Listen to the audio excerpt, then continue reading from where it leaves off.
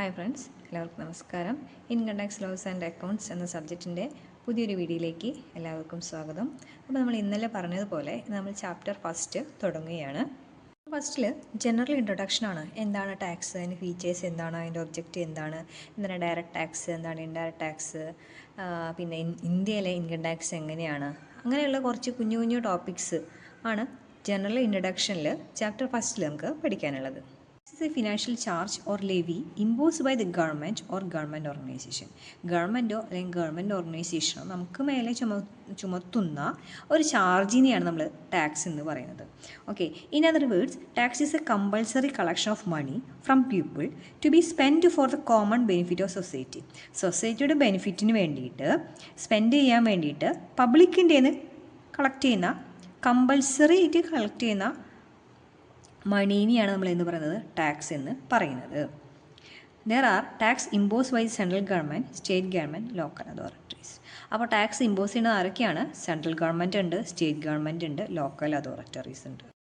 The Union Parliament or state legislature empowers them to levy and collect tax.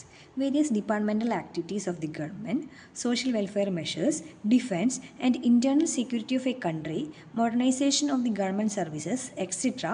require huge amount of money. No government can function properly without adequate financial resources. Hence, government has the right to impose tax and it is the duty of the people to pay it as mandated by the law. അതായത് നമ്മുടെ ഗവൺമെൻറ്റിന് huge amount of money വേണം. ഇതിനു വേണ്ടിയിട്ടാണ് development ആക്ടിവിറ്റീസിന്, social വെൽഫെയറിന്, ഡിഫെൻസിന്, internal security, അങ്ങനെ ഒരുപാട് ആവശ്യങ്ങൾക്ക് amount വേണം. ഈ പൈസയ്ക്ക് എവിടെ നിന്ന് കിട്ടുക? നമ്മൾ പബ്ലിക്ക് ടാക്സ് അടയ്ക്കുമ്പോൾ, ഡ്യൂട്ടി അടയ്ക്കുമ്പോൾ ഈ പൈസയാണ് നമ്മൾ എന്ത് ചെയ്യുന്നത്? ഗവൺമെൻറ് നമ്മുടെ വെൽഫെയറിന് തന്നെ യൂസ് ചെയ്യുന്നത്, നമ്മുടെ ഡിഫെൻസിന് വേണ്ടിയിട്ട്, നമ്മുടെ സെക്യൂരിറ്റി വേണ്ടി, കൺട്രിയുടെ സെക്യൂരിറ്റിക്ക് വേണ്ടിയിട്ട്, അങ്ങനെ നമ്മുടെ കൺട്രിയുടെ രാജ്യത്തിൻ്റെ വളർച്ചയ്ക്ക് വേണ്ടിയിട്ട് നമ്മൾ കൊടുക്കുന്ന ടാക്സാണ് ഉപയോഗിക്കുന്നത്. ഓക്കെ, നമുക്കറിയാവുന്ന കാര്യങ്ങൾ തന്നെയാണ്, ഒന്നും കൂടി ഇവിടെ പറഞ്ഞു എന്ന് മാത്രം. ഇനി നമുക്ക് പഠിക്കാനുള്ള ഫസ്റ്റ് ക്വസ്റ്റ്യൻ എന്താണ്? ഫീച്ചേഴ്സ് ഓഫ് ടാക്സ് ആണ്. ഫീച്ചേഴ്സ് ഓഫ് ടാക്സിൽ എന്താ പറയുന്നത്? The following are the important features of tax. എന്താ? Tax is a compulsory payment and refusal to pay tax is punishable offence. Tax എന്താണ്? കമ്പൾസറി പേയ്മെൻ്റ് ആണ്. ഞാൻ തരില്ല എന്ന് പറഞ്ഞാൽ എന്താണ്? അത് പണിഷബിൾ ഒഫൻസ് ആണ്. There is no direct quid pro quo, something in return in case of tax. Therefore, taxpayers cannot claim any immediate benefit against the amount paid by them. നമ്മളിപ്പോൾ tax അടച്ച അപ്പം തന്നെ എനിക്ക് അതിൻ്റെ റിട്ടേൺ വേണം, എനിക്ക് അതിൻ്റെ ബെനിഫിറ്റ് വേണം എന്നൊന്നും പറയാൻ പറ്റില്ല. നമ്മൾ പൈസ കൊടുക്കുന്നു, അതെല്ലാവരും പൈസ കൂട്ടി ചേർത്തിട്ടാണ് ഈ നമ്മൾ നേരത്തെ പറഞ്ഞ ആക്ടിവിറ്റീസിനൊക്കെ ഉപയോഗിക്കുന്നത്. ടാക്സ് കൊടുത്ത് അപ്പം തന്നെ അതിൻ്റെ ബെനിഫിറ്റ് കാണണം എന്ന് പറഞ്ഞാൽ നടക്കില്ല. നെക്സ്റ്റ് പറയുന്നത് എന്താ? Tax is a payment for and indirect services to be rendered by the government to the community. Tax എന്ന് പറഞ്ഞാൽ എന്താണ്? Payment for indirect services. Government നമുക്ക് തരുന്ന ഡയറക്റ്റ് സർവീസസിന് കൊടുക്കുന്ന ഒരു പേയ്മെൻ്റ് ആണ് tax. The time and mode of payment of tax are determine from time to time by the tax imposing authority. അപ്പോൾ എങ്ങനെ കൊടുക്കണം, എപ്പോൾ കൊടുക്കണം എന്നുള്ള കാര്യങ്ങളൊക്കെ സമയത്തിന് ടാക്സ് ഇമ്പോസിങ് അതോറിറ്ററീസ് എന്ത് പറഞ്ഞിട്ടുണ്ട്? വ്യക്തമായിട്ട് പറഞ്ഞിട്ടുണ്ട്. നെക്സ്റ്റ് പഠിക്കാനുള്ളത് ടാക്സ് എന്താണ്, ഫീസ് എന്താണ്, ഫൈൻസ് എന്താണ്, പെനാൽറ്റി എന്താണെന്നാണ്. അപ്പോൾ ഇതൊക്കെ ഒന്നല്ലേ മിസ്സേ? അല്ല, ഇതൊക്കെ ഒന്നല്ലട മക്കളെ, എല്ലാത്തിനും വ്യത്യസ്തമായ മീനിങ് ആണുള്ളത്. ഓക്കെ, അപ്പോൾ ടാക്സ് എന്ന് പറഞ്ഞാൽ എന്താ? Tax is levied by a competent authority as a compulsory charge on a genuine ground of imparting services for the betterment of society. അപ്പോൾ ടാക്സ് എന്ന് പറഞ്ഞാൽ എന്താണ്? കോമ്പിറ്റൻറ്റ് അതോറിറ്റി കമ്പൾസറി ആയിട്ട് ചാർജ് ചെയ്യുന്ന, ഇതിന് വേണ്ടിയിട്ടാണ് സൊസൈറ്റിയുടെ ബെറ്റർമെൻറ്റിന് വേണ്ടിയിട്ട് കമ്പൾസറി ആയിട്ട് ചാർജ് ചെയ്യുന്ന പേയ്മെൻറ്റിനെയാണ് നമ്മൾ എന്ന് പറയുന്നത് ടാക്സ് എന്ന് പറയുന്നത്. ഓക്കെ, അപ്പോൾ ഫീസോ? On the other hand, fees are charged as a consideration for the services rendered. Service കൊടുത്തതിന് പകരമായിട്ട് നമുക്ക് ചാർജ് ചെയ്യപ്പെടുന്ന എമൗണ്ടിനെയാണ് നമ്മൾ ഫീസ് എന്ന് പറയുന്നത്. Thus fees has quid pro quo and the amount of fees depend upon the cost of services rendered. Fees എന്ന് പറയുന്നത് service തരുമ്പോൾ അപ്പം നമ്മൾ തിരിച്ചു കൊടുക്കുന്നതാണ്. പിന്നെ അതിൻ്റെ കോസ്റ്റ്, എമൗണ്ട് എന്ന് പറയുന്നത് ആ സർവീസ് എന്താണ് അതിനെ അനുസരിച്ചിരിക്കും. പക്ഷേ ടാക്സ് എന്ന് പറയുന്നത് എന്തല്ല? ക്വിഡ് പ്രോ ക്യൂ അല്ല എന്ന് നമ്മൾ നേരത്തെ പഠിച്ചു അല്ലേ? അപ്പോൾ ഫീസിന് എക്സാമ്പിൾ എന്തൊക്കെയാണ്? License fee, registration fees, etcetera. ഇതാണ് ഫൈൻസും പെനാൽറ്റീസും. ഫൈൻസും പെനാൽറ്റീസ് എന്ന് പറഞ്ഞാൽ പണിഷ്മെൻ്റ് ആണ്.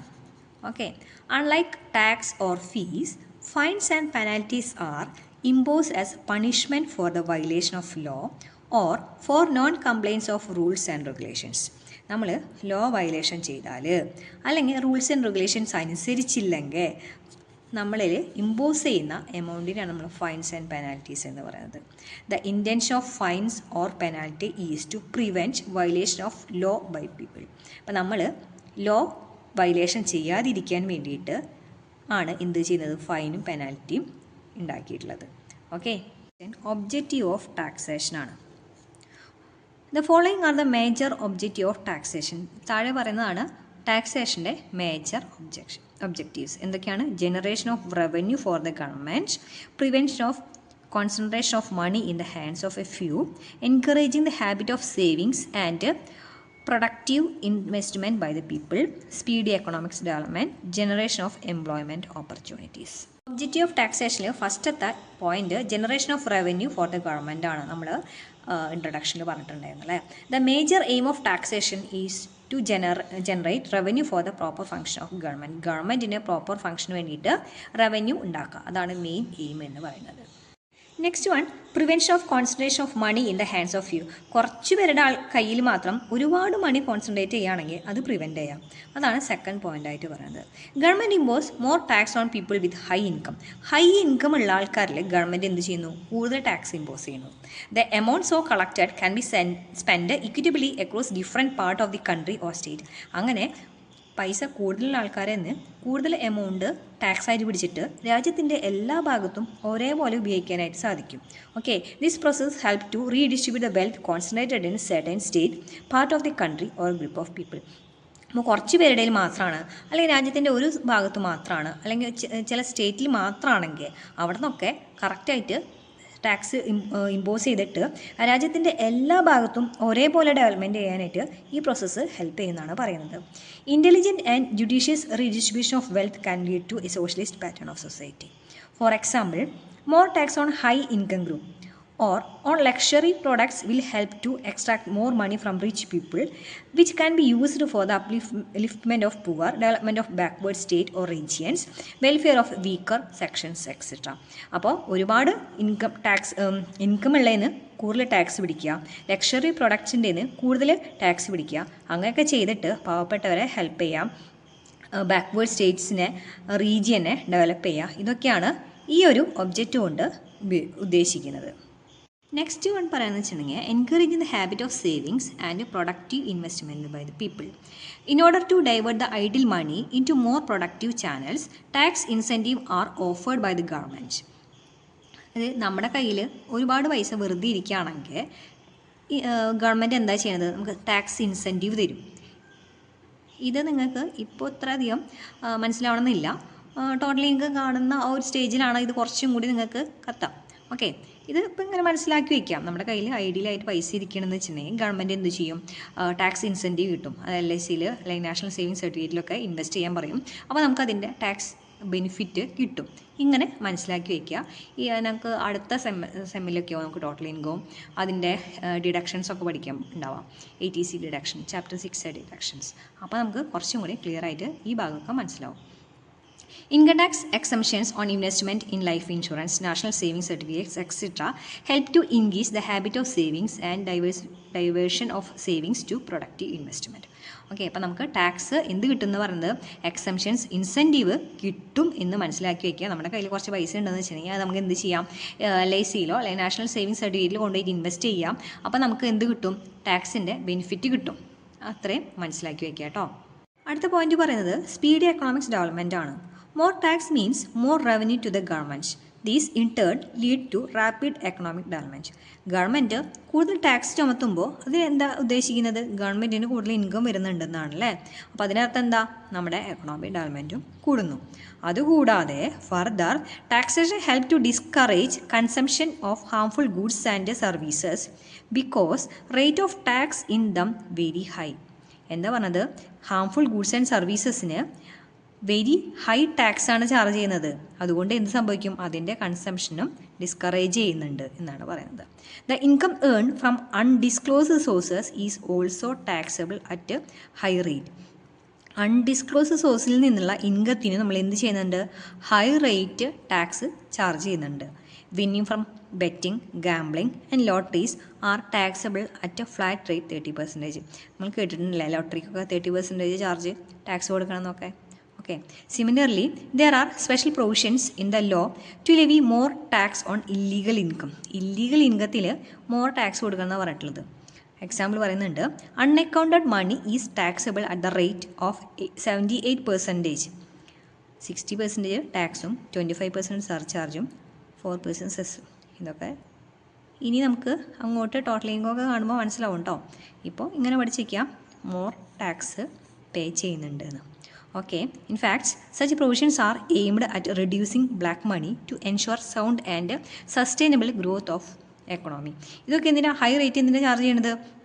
ബ്ലാക്ക് മണി കുറയ്ക്കാനും നമ്മുടെ രാജ്യത്തിൻ്റെ സസ്റ്റൈനബിൾ സൗണ്ട് ഗ്രോത്തിന് വേണ്ടിയിട്ടാണ് ഇങ്ങനെ ടാക്സ് ഇമ്പോസ് ചെയ്യുന്നത്. Okay. Generation of employment opportunities ആണ്.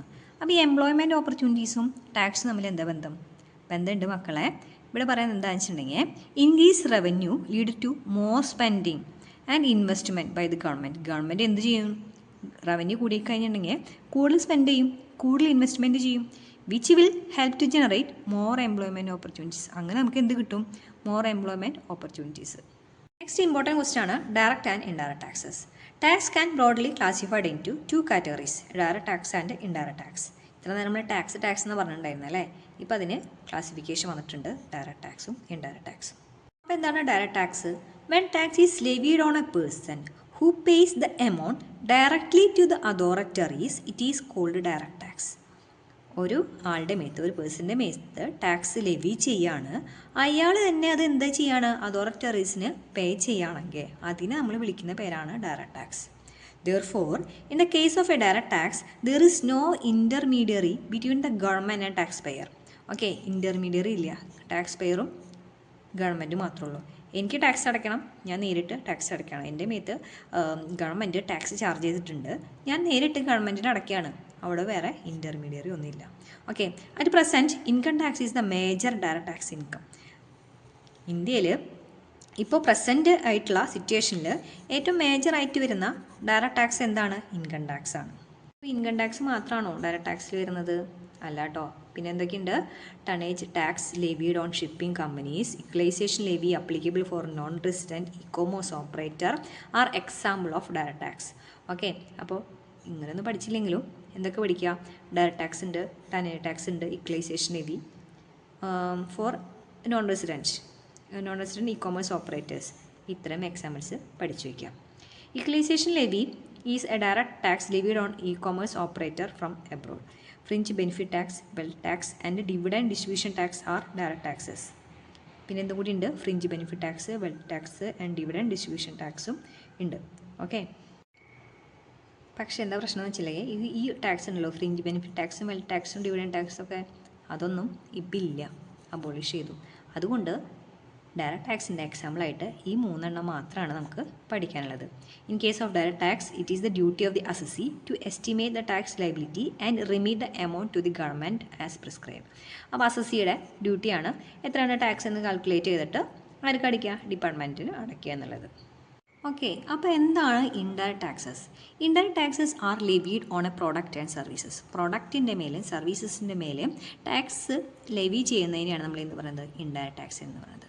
Such tax are paid through intermediaries. ഇതെങ്ങനെയാണ് നമ്മൾ ഗവൺമെൻറ്റിന് അടയ്ക്കുക? ഇൻ്റർമീഡിയറീസ് ത്രൂ ആണ് കേട്ടോ. In other words, the government collects indirect taxes from the people through middle men's like traders, manufacturers, importers, service providers etcetera. അപ്പോൾ government എങ്ങനെയാണ് indirect tax collect ചെയ്യുന്നത്? Intermediaries through ആണ്. അപ്പോൾ ആരൊക്കെയാണ് ഇൻ്റർമീഡിയറീസ്?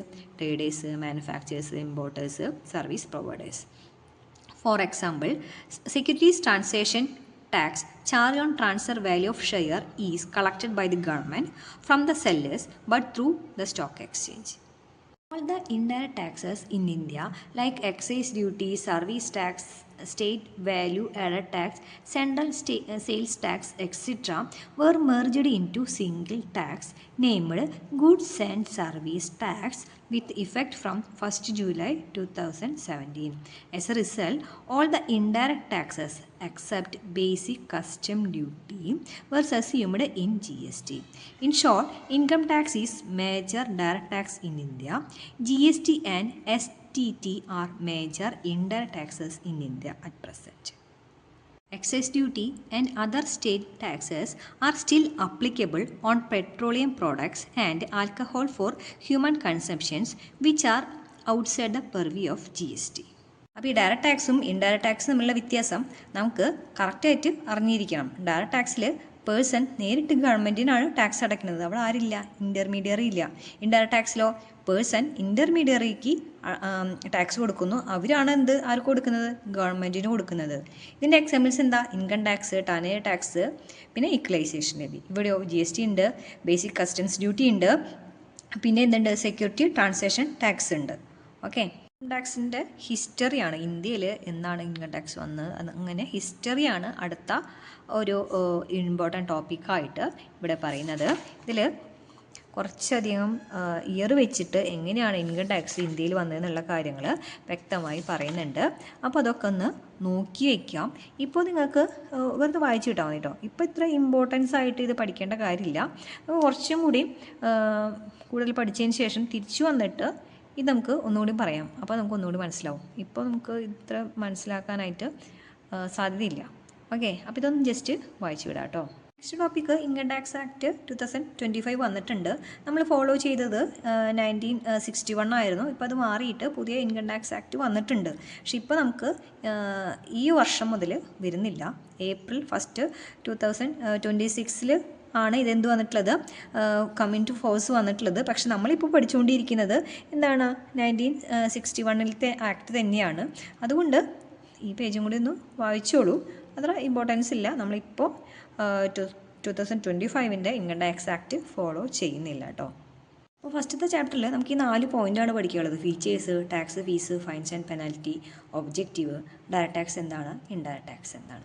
അപ്പോൾ നമ്മൾ ഫസ്റ്റത്തെ ചാപ്റ്റർ ഫിനിഷ് ചെയ്തിട്ടുണ്ട്. എല്ലാവരും ഈ 4 പോയിൻ്റ്, ഈ 4 ടോപ്പിക്ക് ഇന്ന് തന്നെ പഠിച്ചു വയ്ക്കാം. നമുക്ക് ചാപ്റ്റർ 2 ആയിട്ട് അടുത്ത വീഡിയോയിൽ കാണാം. Thank you.